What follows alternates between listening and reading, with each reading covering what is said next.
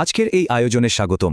চলুন জেনে নিই এত বিশাল ওজনের লোহার জাহাজগুলো কিভাবে সাগরের দিব্যি ভেসে থাকে।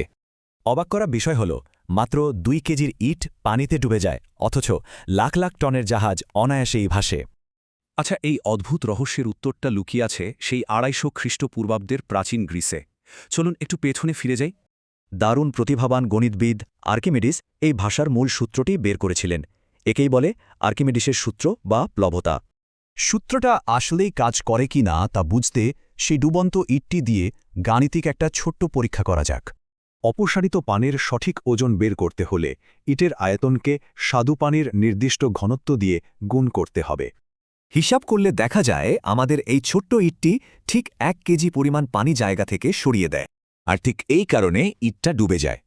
এর 2 কেজি নিম্নমুখী ওজন 1 কেজি ঊর্ধ্বমুখী বলকে সহজেই হারিয়ে দেয়। তাহলে ভাষার উপায় কি?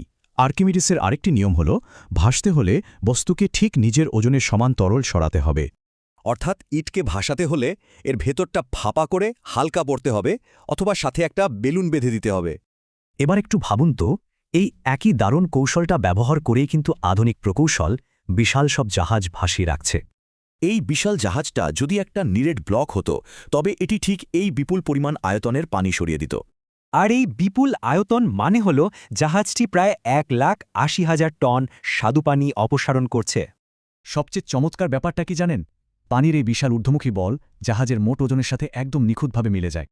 জাহাজের বিশাল ফাঁপা কাঠামো এত বেশি পানি সরায় যে তা মূল লোহার জাহাজ এবং ভারী কার্গো দুটোকেই নিরাপদে ভাসিয়ে রাখে। জাহাজে যত বেশি মালপত্র তোলা হয় এটি পানিতে তত নিচে নামে, ফলে আরও বেশি পানি অপসারিত হয়ে ভারসাম্য বজায় রাখে। কিন্তু সাবধান, পানি ঢুকে এমন কোনো অংশ ডুবে গেলে ভেতরে পানি ঢুকে এক ভয়াবহ জাহাজডুবি ঘটতে পারে। এই বড় দুর্ঘটনা এড়াতেই আসল জাহাজগুলোর গায়ে একটা বিশেষ দাগ দেওয়া থাকে। একে বলা হয় প্লিমসল লাইন।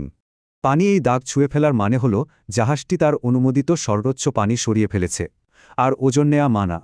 সোজা কথায়, জাহাজের কাঠামো যত বড় হবে তা তত বেশি পানি সরাবে এবং বিপুল ওজনের কার্গো অনায়াসেই বইতে পারবে।